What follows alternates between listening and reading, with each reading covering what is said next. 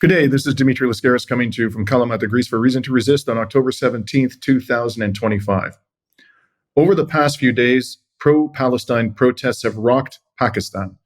The protests happened around the same time that Pakistan's Prime Minister Shehbaz Sharif attended a so-called Gaza Peace Summit in Egypt, where he lavished praise on Donald Trump for allegedly saving millions of lives and renominated him for the Nobel Peace Prize. Sharif's performance was derided across the world for its humiliating sycophancy. The protests in Pakistan were reportedly organized by a political party called TLP. The party is described widely within the corporate media as being far-right and Islamist. And here's some footage from the aftermath of the protest. And I do warn you that this is unsightly video.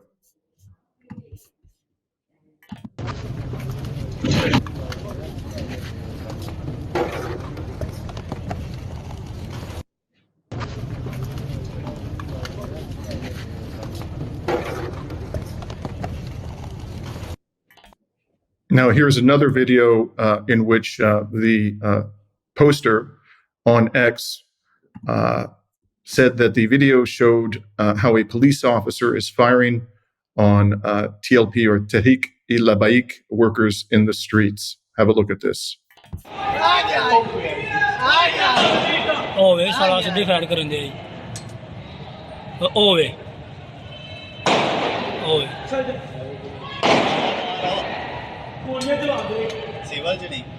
Civil च दो जने दे police हालात तो बड़े बिगड़ते ही जांदे ने ओ भी पिछले कटन जाई Mainstream media outlets are downplaying the casualty figures from these clashes in the streets of Pakistan. They claim that a police officer was killed and that only a few protesters were killed and wounded. But there are also reports from independent media outlets, most notably Breaking Points, that the police massacred hundreds of protesters and may have killed in excess of 1,000. Now here to discuss this with me is Aman Ullah Tariq, host of the Eon Podcast in Pakistan. The Eon Podcast provides analysis on Pakistan's domestic politics and international relations from a democratic and anti-imperialist perspective. Thank you for joining us again on Reason to Resist, Aman. Thank you so much, Dimitri. The pleasure is all mine. Again, we meet under very, unfortunate circumstances, but, it's an excuse to meet and talk about these things. Aman, could I just please ask you a little bit of the background here? Could you tell us about this political party, Tariq and Lascaris or TLP? Is it fair to describe it as a far-right Islamist fundamentalist party? Yes and no, because at the same time, what you would have typically is the fundamentalist or Islamist parties would either be influenced by modernist Islamic movements like Jamaat-e-Islami or Ikhwan al-Muslimin in Egypt, that the equivalent would be Jamaat-e-Islami in Pakistan, or you would have far-right parties from other sects. These were more of a center-right conservative party. They didn't have many talking points that were typically considered Islamist or internationalist or jihadist. The specific issue that they have, which is a central theme in their politics, is what we call here locally blasphemy politics, which again is very strange to the international listener. But does that make them an Islamist in Pakistan? Not really. Islamist parties usually are internationalists. They have more of a bend towards more international Muslim cooperation or international jihadism or fighting American or even European or Russian imperialism. In the field. They have a longer history from the 60s, 70s, 80s, and 90s. The TLP is more of a modern formation.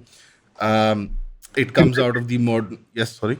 Could you explain what you mean by blasphemy politics?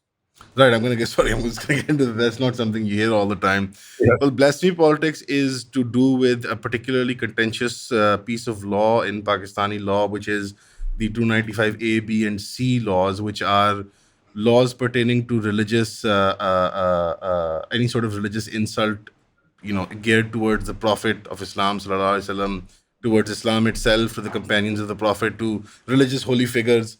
And these laws have been historically a point of contention within Pakistani discourse, as well as obviously when Pakistan is looked at from the outside in.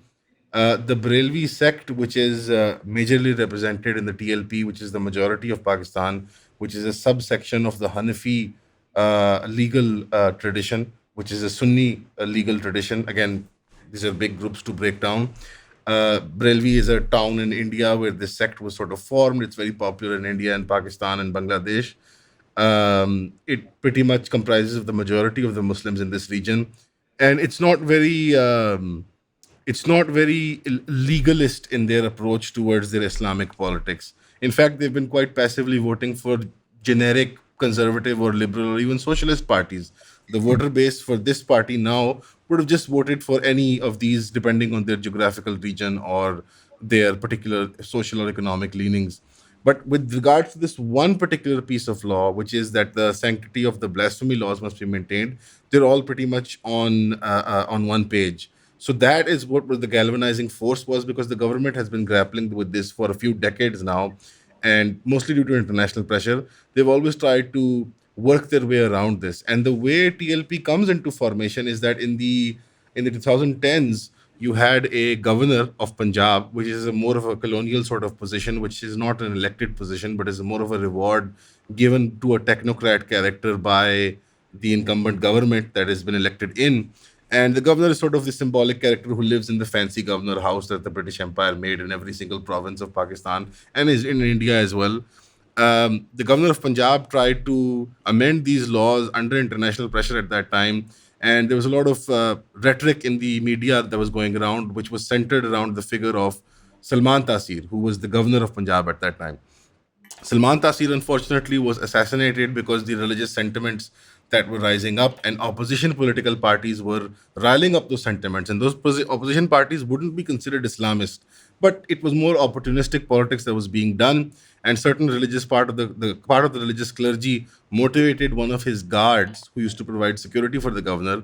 And this became a big psychic sort of mass event in Pakistan where the governor was shot, outside a cafe by his own security detail, because he was a religious guy and he was motivated by the Barelvi sect and a particular scholar of that sect, and it became a very big issue. People thought that the perpetrator shouldn't be given the death penalty, but others thought that he should be. Even though surprisingly, the left in Pakistan has had an unspoken moratorium through lawfare on the death penalty. But because this became such a class issue, because one of the elite had been attacked by one of the lower classes, and that too for religious violence. But so basically, this guy gets executed in a very contentious manner. It becomes a big religious political issue, and out of that voter base, which would have been divided in all of these parties, becomes on one singular issue, the TLP, the Tehreek Labbaik Pakistan, which literally means the movement answering the call to the Prophet Pakistan. So that movement is a single issue party, is what would we call a single issue party, and the voter is a single issue voter. They're mostly in working towns, in factory towns, urban middle class, and they're in the Punjab and in Karachi. This party has participated in elections twice. It was banned once for 6 months, and under a secret arbitration, they resettled the party and they were allowed to participate. So they've participated in the last two elections. They have seats in the provincial assemblies of Punjab and Sindh right now, the two most populous provinces of Pakistan. So they are a real political party in the sense of having real political participation. They were leading a peaceful protest at this time, but that's enough context, I hope. Well, just to be clear, so because that's a lot of context, the single issue to which they are devoted is the protection of the blasphemy laws. Yes, right. The blasphemy laws. Yes. Do they want to strengthen the blasphemy laws, or are they simply resisting? No, they're simply fine. No, they're simply fine with them existing as they are. The fear in Pakistani conservative politics is that the blasphemy laws will either be amended to be made toothless, because the punishments are never doled out. There's like a million people. Pakistan has more people on death row than America, by the way. But they'll always remain on death row because we have a secret moratorium on the death penalty, because we get a lot of international scrutiny from human rights organizations and financial institutions that we depend on, because in exchange for the financial aid, liberalization of social order is a consideration that they always put forward. So the secret, yeah. So the fear is not the strengthening of the laws. They fear that the laws will be either taken away altogether or they will remain toothless. Okay. So does that mean that the reason why they organized this protest was because was related to the blasphemy laws, or was this really a protest about the genocide in Palestine? No, of course. I mean, like a religious party, their political posturing has some level of internationalism because Muslims are all over the world, and Palestine had become a contentious issue. And in the last 2.5 years of the genocide, they have not been allowed to participate in public discourse because they are pretty much banned from mainstream media and they're banned from social media. Their accounts are, with the help of Meta and other platforms that cooperate with the Pakistani government, their platforms are taken down. We cannot officially interview them. They don't appear for interviews now. They've chosen another policy to do more physical groundwork and maintain popularity through physical events. They have tried to take out rallies for the last 2.5 years, peaceful ones at that, but they've always had sort of a trouble with the state. Right now, they wanted to lead a rally to the US consulate, which is the biggest since Iraq in Pakistan, which is sort of a forward base for the US empire in the region. It is the holiest of holies in Pakistan. It is in the red zone, which is in Islamabad, in the capital, where we all have our diplomatic enclaves and our parliament buildings and so on. The U.S. consulate is sort of a sacred hallowed ground in Pakistan, and they wanted to lead a protest here, like many other religious parties wanted to, and they were arrested or cracked down on. But in comparison, because there is a domestic political angle that needed to be straightened out with these guys, such brutal measures were taken. So another opposition party, which is the most popular party in Pakistan, which was led by the PTI and Imran Khan, the real precedent that was set last year in November when they were protesting for domestic issues in Islamabad, and this government established a new norm of that we will fire directly with live ammunition at protesters, and a few people were injured and a few people died at that time as well. How So many, it's how many it's an act. people? I'm sorry, Aman. How many people approximately were killed and wounded in those protests in support of In Imran? those protests, again, the numbers were always fudged. The government made agreements with people to return the bodies if they didn't protest or lodge police filings against the police itself, and there was a lot of fudging at that time as well. But anywhere between half a dozen to 100 people is claimed. Okay, Same so with today. let's just go Same back with to how this current protest began. I understand that they were going to march they were going to start in Lahore and then go to yes. the U.S. Consulate in Islamabad, and then apparently there was some negotiation, and they ended up starting at some other smaller town or ending up in some smaller town. Could you just tell us about the trajectory of the So protest before we get So into what? Lahore, yeah, Lahore is where we're at. It's the cultural capital of the Punjab, and about 4 or 5 hours a straight drive, on the highway, we would get to the capital of Islamabad, which is in the north of Punjab. Uh, on the way there, the first outstation, second tier town that you get to is Murid Ke, which is where they were sort of sequestered into through a carrot and stick policy, through blockages, and through some sort of secret negotiations. They were told to stage their protests here. The TLP, obviously, I think they wanted a face saving as well. They were facing a lot of pressure and scrutiny from the government, and they weren't getting a lot of popular support at that time, online, at least in terms of rhetoric. So I think they wanted a face saving, and the government suggested to them that this is where you can go and sort of start your protest as an alternative route. But the nefarious design of the government was to sequester them into a tight corridor, to block them off, and then to basically slaughter them. And I wouldn't describe it as anything less than a slaughter. Even if the numbers eventually, when they come out and honestly and earnestly, even if it's just a dozen people, that's not, that's in broad daylight in a tier 2 town, on the main road. You had people being shot at by the police, which is insane, even for Pakistan. Mhm. So I've seen reports, and I'm talking here particularly about Ryan Grimm on Breaking Points, but there are others in the independent media which say it could be hundreds of people It who are could be. killed. And do you think that that's a possibility? It's the hundreds. See, the reason why I think it's a possibility is not because I have any certain information, but it's because the lack of government allowance of journalism to actually happen. So no on ground real beat reporting is happening. You don't have real news coming out. The internet was jammed in the region, so it's their own fault. I wouldn't exaggerate to the point of, but I saw some Western alternative media like Breaking Points and Ryan Grimm and so on reporting that and I think drop site news as well, that, oh, it could be 1,000. I don't think it's that big. That's logistically sort of impossible. But I wouldn't put it past them for it to be at least 100 casualties, either injuries or deaths. But a dozen or 2 dozen is definitely confirmed. Like, even visually, you can see the amount of dead bodies that have piled up are in the dozen, 2 dozen figure of the different videos that when you compile them together, and I shared some with you earlier, you can count a dozen or 2 dozen people. So it's not for me to say. It's not for me to say and clarify for on behalf of the government and say, oh no, it was just 2 people or 3 people. And so, by the standards of police conduct in Pakistan, this would be an extraordinary event, an unprecedented event, or is this something In recent history, yes, but if you take into context the last 2.5 or 3 years of this current government, what they've done is they've created an environment of fear. This is the second or third incident of them directly attacking protesters, and this is the new normal they're trying to set. Secondly, in the Punjab, the province that we're talking about, they've created an actual hate force, which takes out accused people of harassment or public crimes or petty crimes and takes out gangsters extrajudicially. And they're quite proud of it. And they post videos from the victim themselves who are just yet accused. They're not proven to be, or, like, I'll give you an example. This force is called the CCD, for example, the counter force for civil crime. What they do is like CCTV footage will float about somebody maybe harassing a woman on the street. It'll become very popular. They'll pick it up, they'll find the guy, they'll geolocate him, and they'll shoot him in the genitals. This is real. And then they'll post a video from the guy who'll say, oh, the police was after me, and when I was running away, my weapon discharged and accidentally went off in my own genitals, so I'm very sorry, they taught me a lesson, blah blah blah.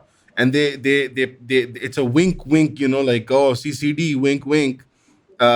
We shot this guy in the hand because he was making obscene gestures towards women, or we shot him in the genitals because he molested a woman or he harassed a woman. And then they straight up kill people as well. And these people are in what we call in Pakistan police encounters. Police encounter in Pakistan is political jargon for extrajudicial murder. Basically, like, back of the head, handcuffed, on your knees. So these could be actual criminals that they get out of jail, and because the legal system can't actually deal with them. This is something very similar to what Bukelele does in Venezuela, if that makes sense.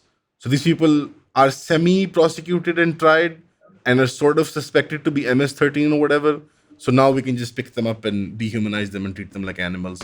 And it's been very popular, unfortunately, in the online discourse. So people actually like, on the one hand, because the exchange would be lawlessness. So the new normal, yes, this is quite normal, but in a historical context, no, the police does not do this in Pakistan. Okay, I want to go back to that video I showed. Again, it's a very graphic video, but I have a question for you about this video. So let's just watch it again. Warning once more, there are dead bodies in this video, so it is quite difficult to watch.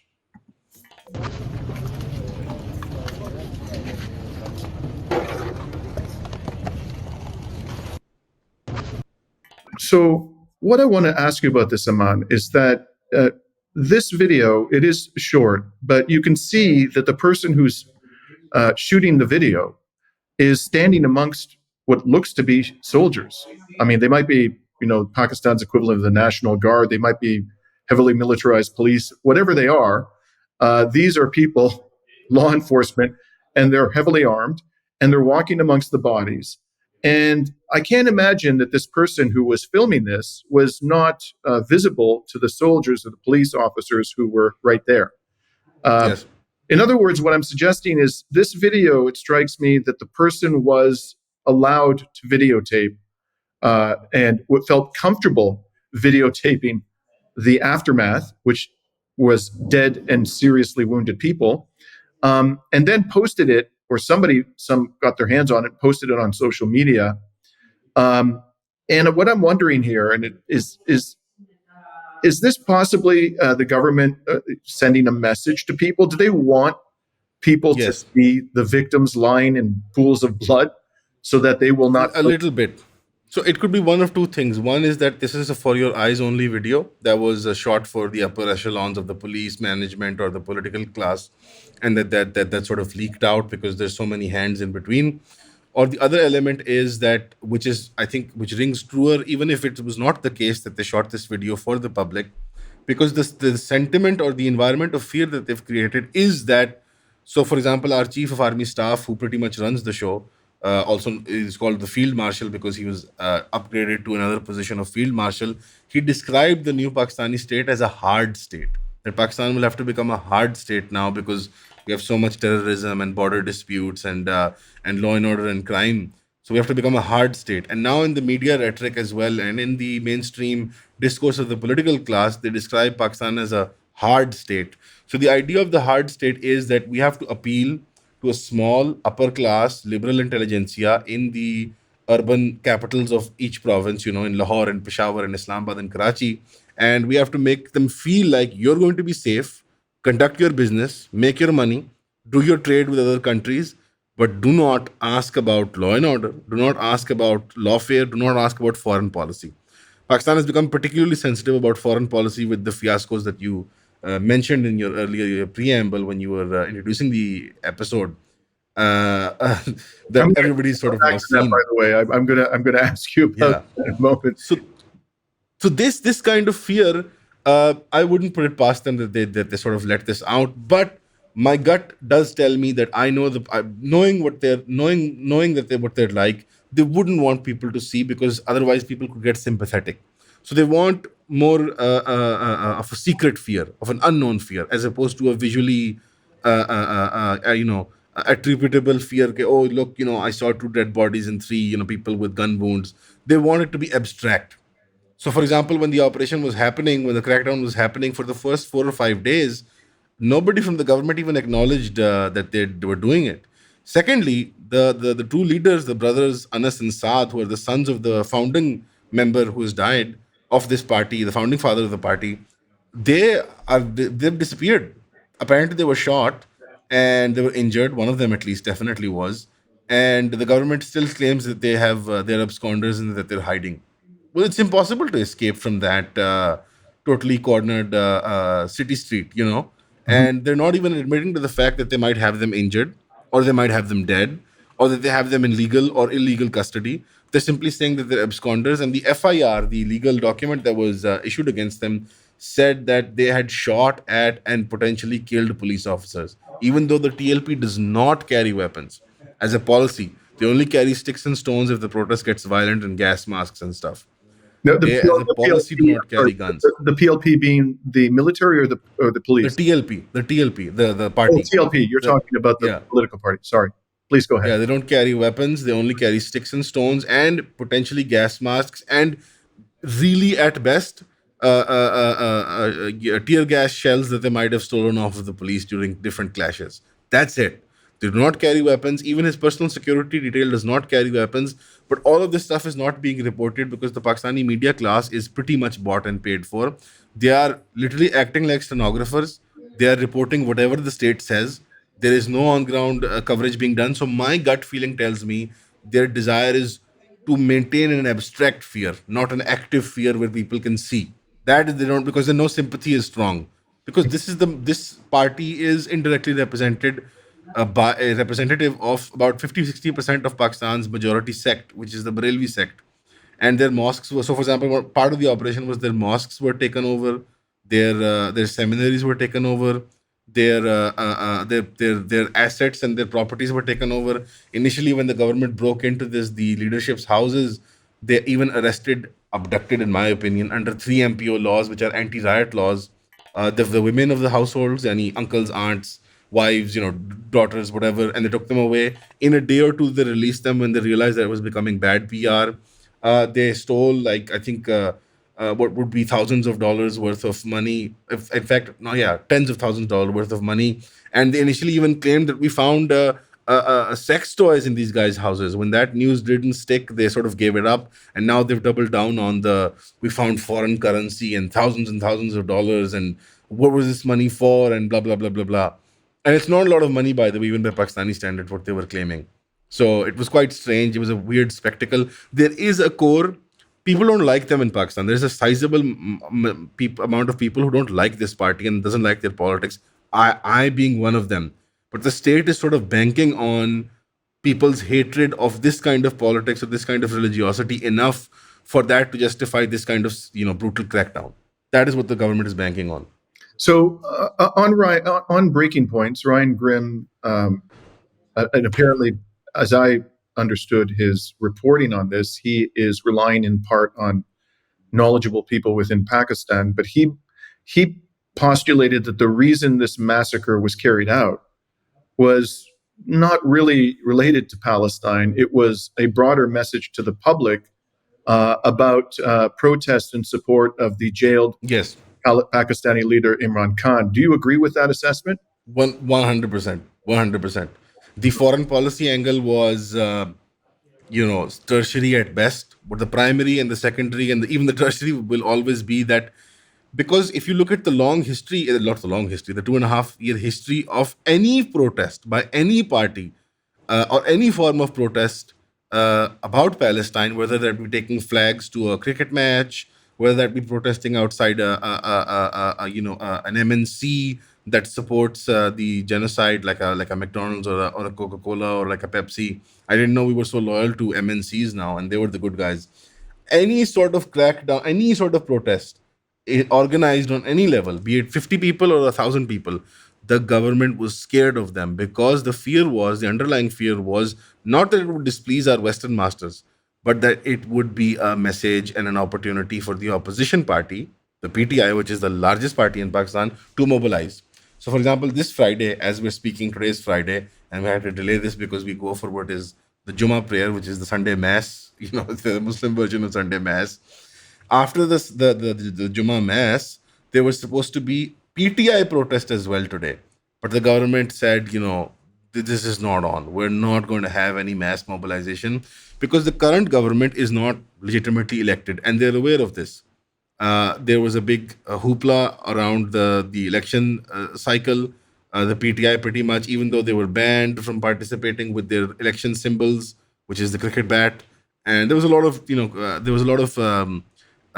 gerrymandering and arresting and abductions of opposition political figures and not allowing them to campaign and not allowing them to run advertisements. But even then, people voted for them and they pretty much won a clear majority. But they were never given it, and then they had to manufacture a thing called a Form 47. I can't explain to you what that is. It's just too detailed.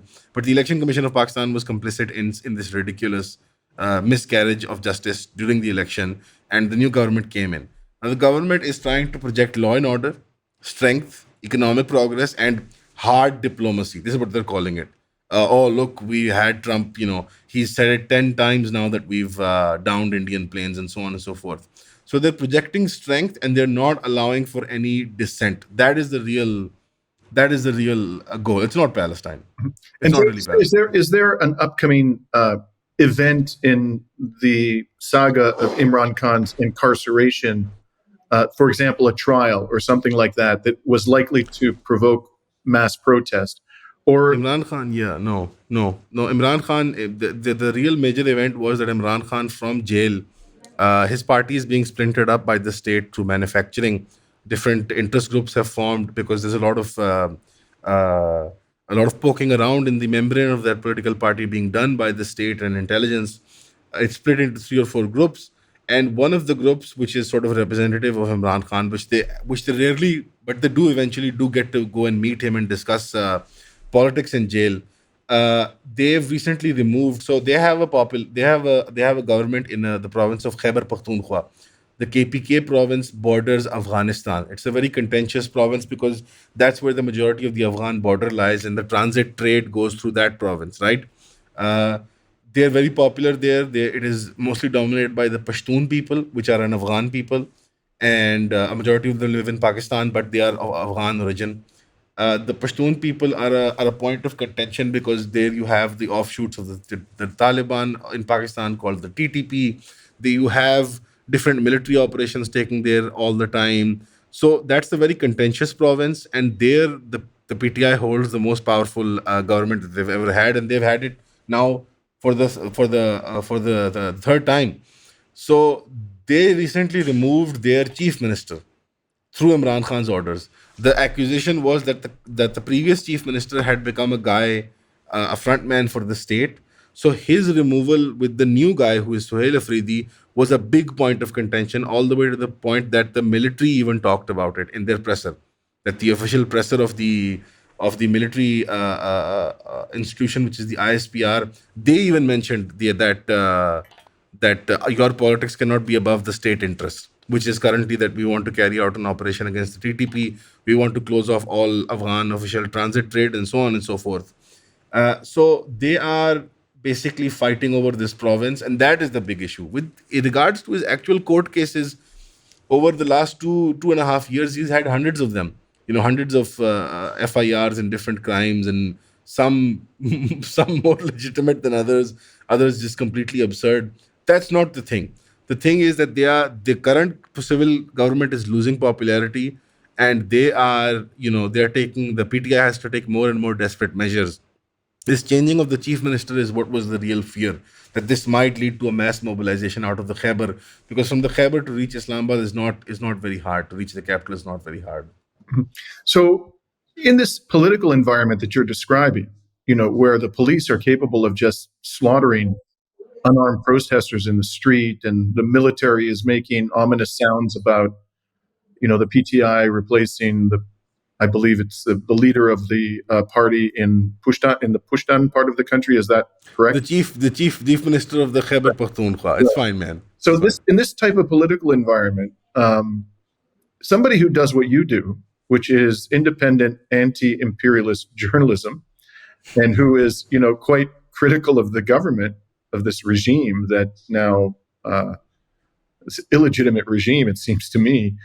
Do you feel that your journalism and your advocacy is creating personal danger for you, or do you think that it's hopefully not?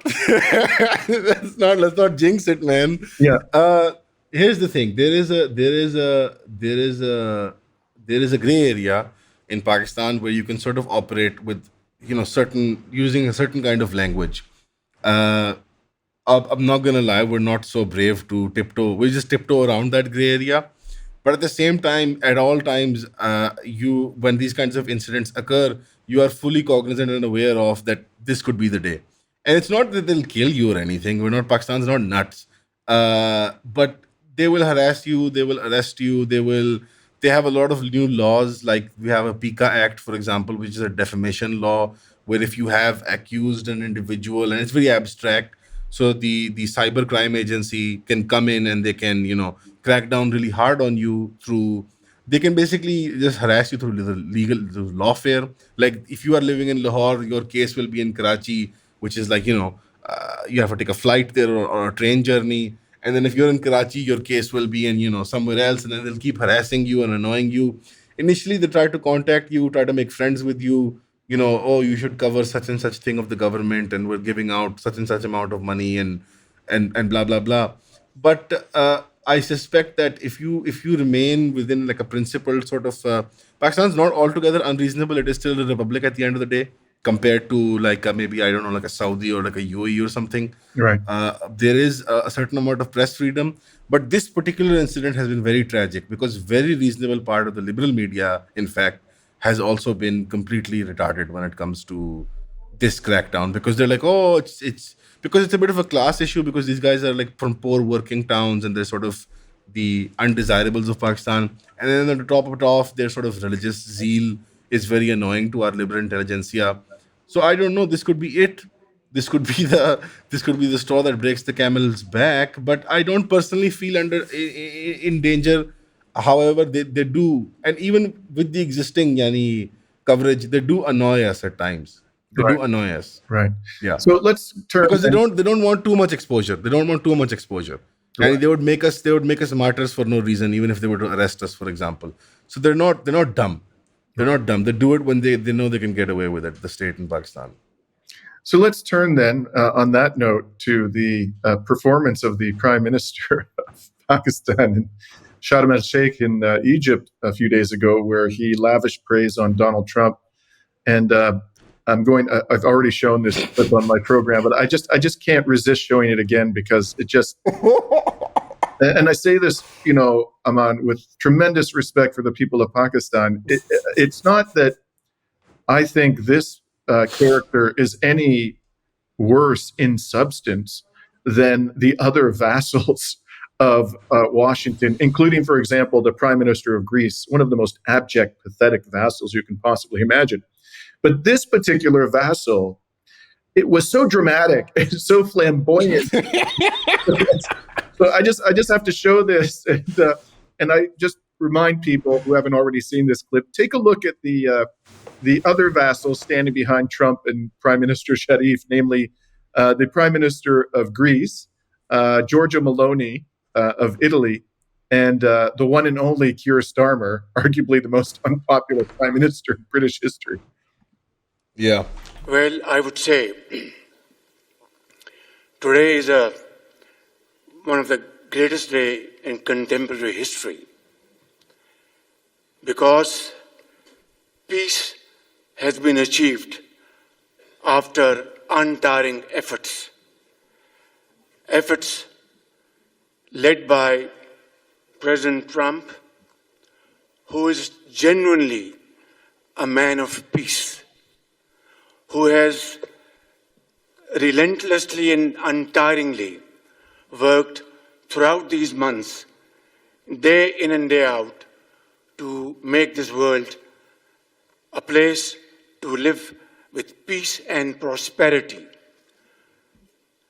I would say that Pakistan had nominated President Donald Trump for Nobel Peace Prize. Okay, I reached the limit of my tolerance for this. He goes on to say that Donald Trump. Sir, full support, sir. Yeah. Sir, we full support to America, sir. We love America. It's like one of those. It's my favorite bit is that Trump, every time he calls somebody to the stage, he sort of looms over them, which is like so weird.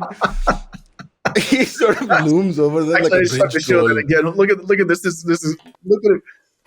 Look at how he's standing there. My God, he looks like Il Duce. He looks like Mussolini in the Second World War. He has Mussolini face now. He does. Initially, he used to have Fox News face, which is orange and yellow hair and Botox, but now he has Mussolini face. Yeah. Ever since Charlie Kirk's funeral, I've seen in and around that time, I think at the 9/11 memorial in the White House, I've been noticing that his face is sort of sagging and he has like weird Play-Doh Mussolini face now. Yeah. So can I just ask, within Pakistan itself, I'm sure there's a diversity of opinion, or I imagine there's some diversity of opinion about this. But broadly speaking, what is your sense about how the people of Pakistan viewed this incident? People absolutely. So there was two kinds of reactions: the ones that were shocked by it and the ones that weren't shocked by it. Nobody liked it.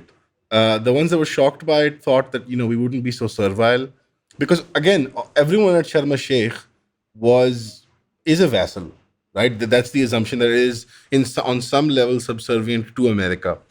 And like you said, in no way in the contents of their character are they less or worse or better off. It's that this particular performance, as one would describe this tongue bath, it was so strange that it shocked a lot of people. On the other hand, the people who weren't shocked, I think, were people who already hated Shehbaz Sharif or the Noon League, which is the PMLN, which is their party, or hated the current regime or the current government. They weren't shocked by it. It was just an additional sort of, and look at this, and then look at this. But overall, the sense was the ones who are supportive of the government are very quiet about this. None of them are. What they're doing is, so they will cut this bit and they'll show the bit that was afterwards, where Trump says that, I couldn't have said it better and that was so beautiful. And Shehbaz Sharif, what a nice guy. That bit they keep in and they say, and they also keep the bit in where he makes a joke at the expense of India. There's a couple of times when he does that. And Shehbaz Sharif gives them a very knowing smile that, we'll live in peace, but, we took down 7 of their planes and blah, blah, blah. That posturing that has come out of America is more than enough for Pakistan to justify locally that, look, we gave him this tongue bath because he'll help us out with India. That is the best outcome that people will draw from this. And they'll be like, oh, we're doing this because we have this thing with India and we need help and blah, blah, blah. Even though it was Chinese technology that won the day. And I don't see Xi Jinping being given a similar or even like a lesser version of this whatever this performance was. Right. And all of a sudden, it's become this thing about America because America is pressuring India with tariffs and harassing them. And you saw that with the other day with the with their new ambassador as well, that he was embarrassing them. And Trump even mentioned that Modi, the prime minister's local politics, I don't want to destroy it. You know, what a great country India, because he speaks in like these circular sort of very strange speech pattern. This performance, I mean, in Pakistan, it's all the way from this guy's a hypocrite and he's a bad Muslim, all the way from religious, fatwas, all the way to just, just jeering and ridicule and fun. That's about the whole spectrum. Mhm. I don't honestly see any serious person coming out. And there's idiots. There's like shit libs who are saying, look, we have peace in Gaza now. What are you complaining about? Those were the same guys who would be anti-boycott, anti-protest, and they would be saying stuff like, "Oh, what can we really do for Gaza?" And "Oh, why did 7th?" You had people in Pakistan say, "Why did they do the 7th of October?" By the way, it's a handful of shit libs, but they're sort of astroturfed by the state and by the corporate media, and they're sort of their voices are sort of magnified, but they're not really popular. Nobody really cares about them, Okay. and they're mostly like stenographers and cheerleaders for the government. Um, I don't think anyone has taken this seriously. In fact, the government is downplaying this. This is not what they're playing. I can understand One weird thing. why they wouldn't One want weird to be, thing. they wouldn't want to be Yeah. advertising this performance. Yeah, I think in his head, I think in Shehbaz Sharif's head, it went another way. And then in retrospect, when they saw it, they were like, yeah, this is not. Shehbaz Sharif has a long history of bursting into different languages. German with German, sometimes Arabic with Arabs. He has a knack for languages, but he has a very thick accent and he has a very particular way of speaking. So there's like dozens of these videos of him bursting out into poetry in different languages and in front of relevant audiences. And he's particularly famous for these sorts of outbursts. It's not uncharacteristic of Shehbaz Sharif Saab, but what it is genuinely this kind of embarrassment on the international stage. I don't think we've ever seen. Mhm. However, what is a weird thing? I just remembered. I thought I mentioned to you when the crackdown was happening in Muridke against the TLP, and the state media was not reporting on it, and there was no coverage on it. What we were reporting on was we had a live stream uninterrupted of Trump in the Knesset for the first time in Pakistan's history. We had a live uninterrupted stream of the Knesset with all of their speeches. That was so weird. Everybody, it's almost like it was so quick and so weird that now people can't even remember. Did that happen in Pakistan? Did we just see the Knesset live? So you just It was such a weird. hold on. I want to make sure we all understand what you're saying here. So you're saying that as they were cracking down murderously on people who were protesting for Palestine, the Yes. the corporate media, the state media, showed uninterrupted coverage of Trump in the Israeli Knesset, lavishing praise on Israel and on its so-called wartime president Benjamin Netanyahu's. Have I got that right? Yeah, you got it right. That's what the Wow. media was doing in Pakistan. Wow. So just tell us It's briefly. it's strange. That's quite something. Could you just tell us briefly, Aman, so people understand? We don't need to get into a detailed history of this. How did this character Sharif come to power? Shehbaz Sharif is the younger brother of Nawaz Sharif. Nawaz Sharif was the son of an industrial immigrant. He was an industry manager in India as well, but he immigrated to Pakistan in the 50s and set up steel mills and paper mills in Pakistan. He was a successful businessman, a very shrewd, cunning guy. He entered into civil politics through the military dictatorship of Ziaul Haq, who was the leader of the anti-Soviet jihad in Afghanistan. He was the star child of the American foreign policy in South and Central Asia. They became no, the elder brother became an active figure at that time with the help of his father, and so did the younger brother eventually. And he's sort of been known as either managing Lahore, the capital of Punjab, the cultural capital of Punjab, or the Punjab. You're He's talking, usually been chief minister. sorry, when you say managing Lahore, you're talking now about the current Prime Minister Sharif. Shehbaz Sharif, yeah, managing it at the city level or at the provincial level. He's always managed the Punjab. He's never been seen as a national politician. However, what the rumors are that because of his servile attitude towards the military state, he's been upgraded in his later age. Because always it would have been Nawaz Sharif leading the party from the front. But because of his advanced age, and what it is said is that because of his attitude, that he always tends to pick a fight with the military regime that he's working with. Shehbaz Sharif has been preferred because he's more progressive socially and he's a bit more hip to the military. But in Pakistan, he's being described as the most subservient civil leader we've ever had to the military state. Yani we have. Was he elected, or was there an election that brought? Technically, yeah, there was an election. Technically, there was an election that the PTI clearly won in a majority. But so Form 45, I have to explain this now. Form 45 is the initial document that is issued when you, in a sector, when you win an election, and it's the official vote count. Form 47 is an amended document that they released this time around to recount the votes, and they made the PTI lose, which is the opposition party, and they made the PMLN win. The party of Imran Khan. Yes, they made them lose, and that was the big point of contention in the February elections. So I'm sorry. It sounds like you're describing electoral fraud. Yes, that is exactly what I'm describing. In the February of 2024, in those elections, mass electoral fraud happened. Mass electoral fraud, and the Noon League government came in. They're very unpopular. They are not popularly elected by any means, by any stretch of the imagination. But what they are is they are very subservient to the military and civil bureaucracy in Pakistan. And Shehbaz Sharif has not been a national leader before this. He's always been a provincial leader. And I don't know what to make of this. It's not him that's speaking. You know what I mean? This is Pakistan's. So the thing with Israel and Palestine is that it's so far removed from Pakistan that Pakistan can afford to leverage their relationship with America against India. That's always the goal. So classically, you have Pakistan, we have a very anti-Israel stance. I mean, we're the only country whose passport says that they don't even recognize Israel. And this alien vacuumous place we saw on TV last week, we don't recognize it, but we're seeing it on TV. It was very strange. But this shift is purely as a policy ploy because they understand how the Trump regime works. Bribery, it works through this sort of servitude, and he loves these public, and the Nobel Peace Prize thing that we've doubled down on.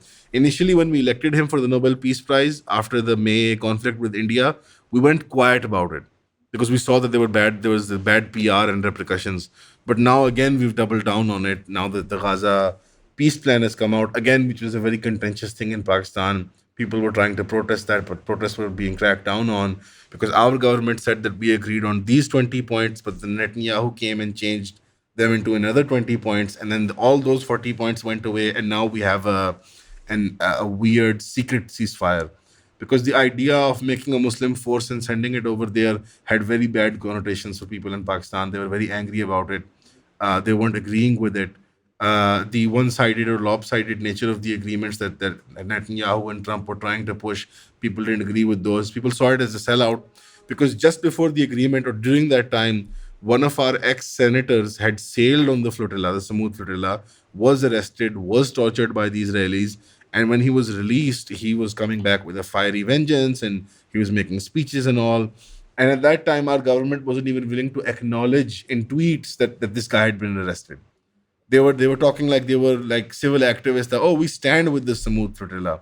Our sympathies are with the Samud. You're a government, a nuclear power.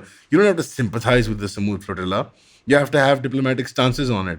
Then the people browbeat them into finally saying his name. They finally said, and our ex-senator Mushtaq was also there and he was arrested and abducted by Israeli military forces. But even in that, the language was the people of Palestine and Israel. It was the very Hasbara language of, Palestine is a people, not a state, and Israel is a state.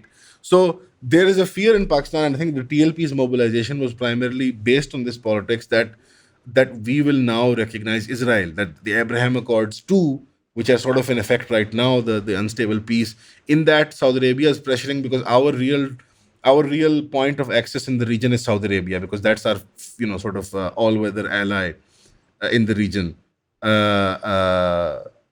is that under the garb of Saudi Arabia or under the tutelage of Saudi Arabia, that we would also come to recognize Israel. Again, a lot of opinion making was being done in the last 10, 15 years. Once in a while, you would have these weird visits, that secret visits that some journalists went and, oh, who was it? And it was like a big whodunit mystery, and they would never admit who was it. And, eventually, one of those guys recently, when he visited after the 7th of October, quite openly he visited Israel, a Pakistani journalist. He was gunned down in Karachi. He was assassinated. So now the government is all very quiet and people are not so bold in admitting that they want peace with Israel. But generally, there is a small, again, it's like a few dozen people in intelligentsia, in media, in academics who are like, maybe we should be friends with Israel. Some of them are directly paid by Zionists online. They work on Twitter. There's a big list that we published of people who work directly with the Zionist entity. The Pakistani state doesn't really have a deep interest in recognizing Israel. It's more of an offhand thing of if it works helping us with Saudi Arabia or with America. It's the idea of, Washington through Tel Aviv, Right. or Washington through Riyadh. That's it. It's not a deep sort of actual foreign policy position that we would take or won't take. So the last thing I want to discuss with you, unfortunately, I don't have too much more time, but I really feel it's important we touch upon this. Recently, weeks ago, out of the blue, Donald Trump announced that America wanted Bagram Air Force Base back in Afghanistan. And magically, within a matter of weeks of him making this, outrageous announcement, what right does he have to insist that this Air Force base be returned to the custody of the U.S. military, which carried out a criminal war of aggression and countless war crimes in Afghanistan for 20 years before all of NATO was unceremoniously evicted from the country by a ragtag, insurgency called the Taliban. So what right does he have to demand that? But he did in, characteristic, Trump Mussolini fashion. And all of a sudden, there's armed conflict between Pakistan, now led by a vassal of Washington, and forces within Afghanistan. Could you tell us what do you think that there are sort of organic, legitimate, local reasons for this flare up in violence? Or do you suspect that this has something to do with the Donald's desire to force the Taliban into giving him Bagram Air Force base back? It's a question that we ask ourselves in our programming as well. We ask the audience as well. And obviously, we have to be very careful with the language because we don't have a lot of evidence to show. But the correlation is quite clear. Are there real organic border disputes? Yes. The Afghan transit trade is a big questionable problem.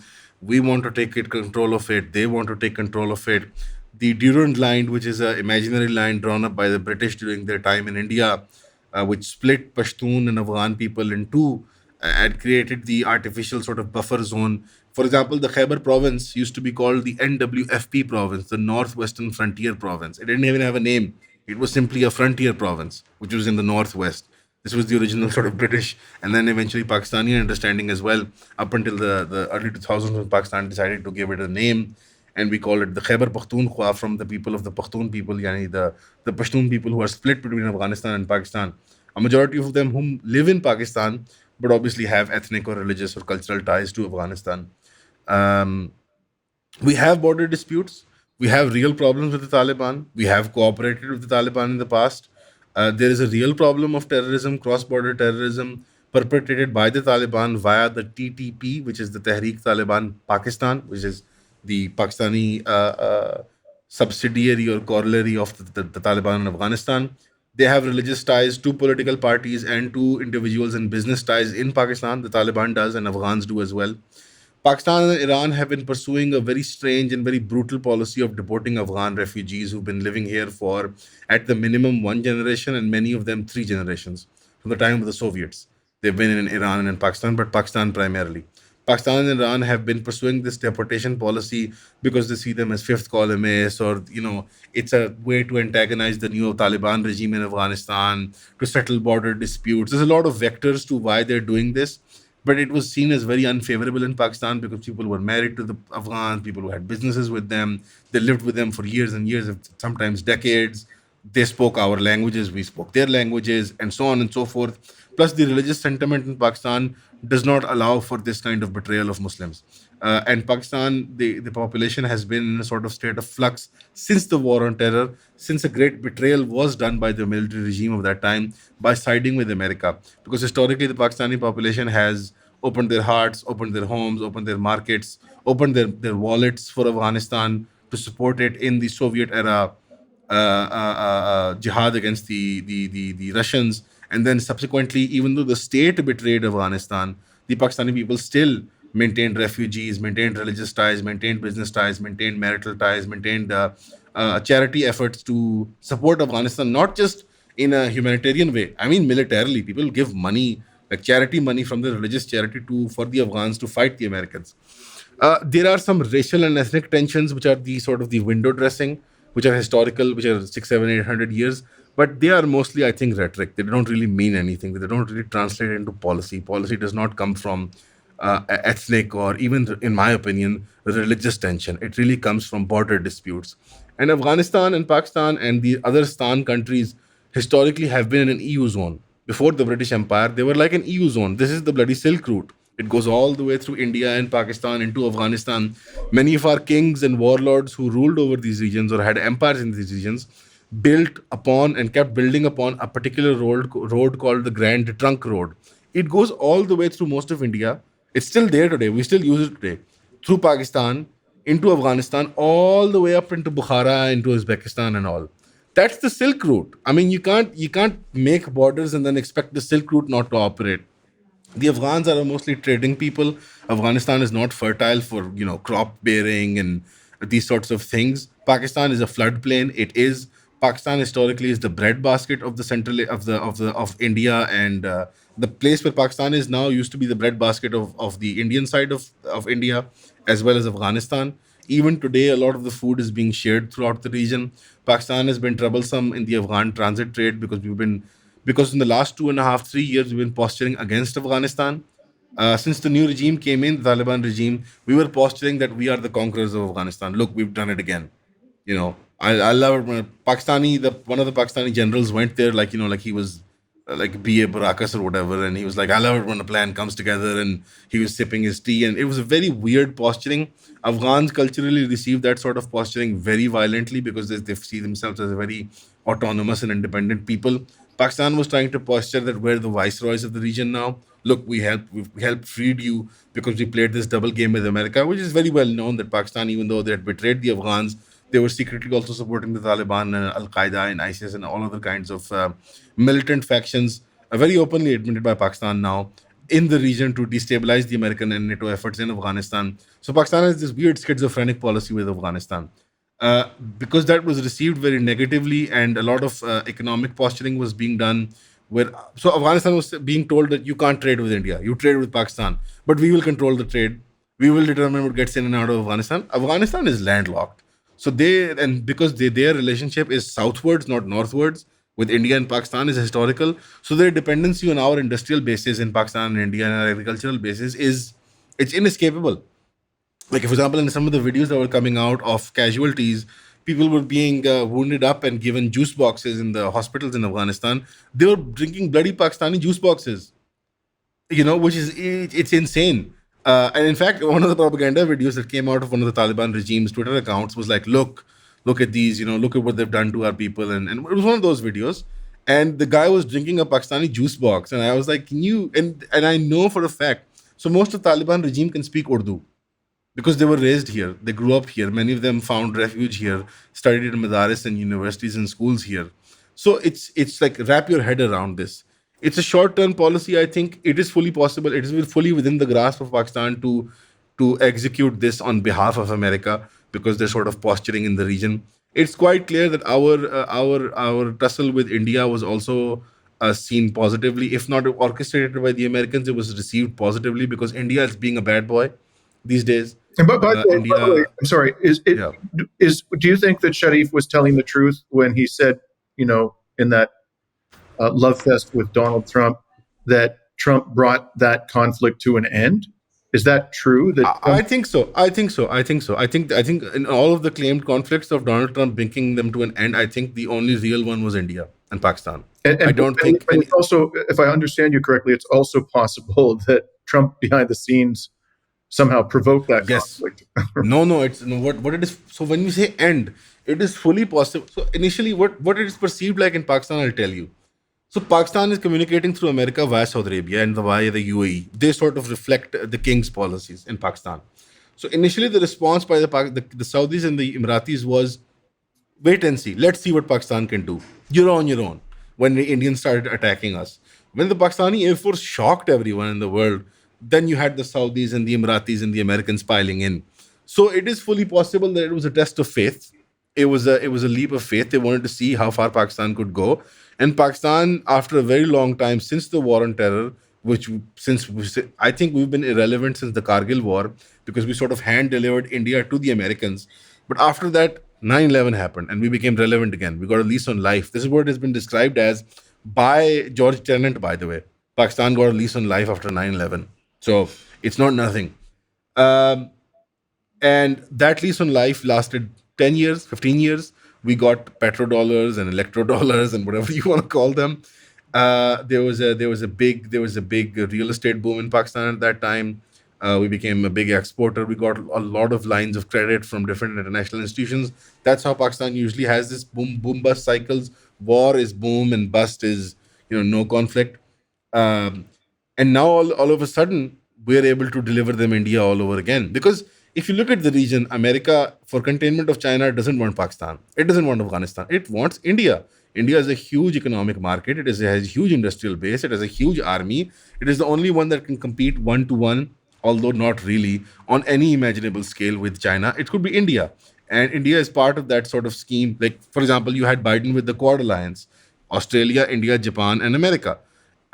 America screwed up bigly, as Donald Trump would say, by bypassing France and giving the nuclear submarines to the Australians, which is again NPTP violation. It's a violation of a sovereign agreement France had with Australia, even though France was also violating the NPTP. But still, they dicked around with the idea of Quad, and what happened? India did nothing. When in the Galwan Valley, the Chinese soldiers came down with supersonic weapons and with sticks and stones, they slaughtered dozens of Indian soldiers. The Prime Minister to this day of India has not acknowledged that slaughter. He has never even, this is insane, of a country of a billion people, had a border dispute with China, lost territory, lost dozens of soldiers, and the Prime Minister never acknowledges it. So Hindutva posturing is anti-Pakistan, ignorant of China. That is the policy they've been pursuing. Foreign enemy classically would be China for India, because that's the real behemoth on the gate. Not Pakistan. Pakistan's not a real economy, but they always posture against Pakistan because that helps them domestically, because Hindutva narrative hates Muslims and Pakistan is like this big Muslim entity carved out of India. But secretly, they're sort of capitulating to China and working with China in the region while enjoying American leverage, because the Americans are trying to bribe them out of their friendship with China, out of their increasing softness with China. That's the Biden model. That's the Democrat model. The harder model that comes out of the Republicans usually, when war hawks like Trump and his team around him, peace hawks now they're called. So now they're sort of grinding the gears with India and letting it know who's boss. And now, as we've been told by Trump, that Modi will not be buying oil from Russia. If that's true, that's a huge development, because India was benefiting greatly from the Ukraine-Russia conflict in a sort of a cynical sort of way. So has Pakistan delivered India as promised? Maybe. Is Afghanistan on the platter again? Hopefully not. We don't want to fight Afghanistan. We don't want to fight a two-front war. It's quite clear that there is no public sentiment against Afghanistan, even though they're drumming up a big public sentiment against Afghanistan. Will it continue? Will the ceasefire last? It's the second of the 48 hours is right now. They're talking in Qatar right now. Hopefully it will not last. This deportation regime has to stop. We can't deport Afghans who live here and speak the language and are basically Pakistani at this point. We need an EU zone like we did for thousands of years. These two countries cannot be geographically separated. And as opposed to conquest and and tight border scrutiny. We just need an economic zone, because at the end of the day, it breaks down to trade. All these religious and ethnic tensions are essentially trade. The ability for the Afghan people to better themselves, to better their economy, to come out of a 50, 60-year war slump, and for Pakistan is everything that that Afghanistan needs to build itself up again. And all of that goes through illegally through smuggling right now. And that's how the Pakistani elite stays fat and rich and happy. But if you open up that trade, well, regular people benefit from it. Yeah. Small business owners benefit from it. So that's the real catch. It's the trade. It's the Afghan transit trade that's the real problem. Okay. Well, listen, it's been fascinating talking with you. Always is, Aman. I really appreciate your time today. And, we'll have you back on the show in the reasonably near future to follow the rather dramatic developments in your part of the world. And please, hopefully this interview will not be my undoing in Pakistan. Thank you. Right. And we're signing off today from Kalamata, Greece, for Reason to Resist.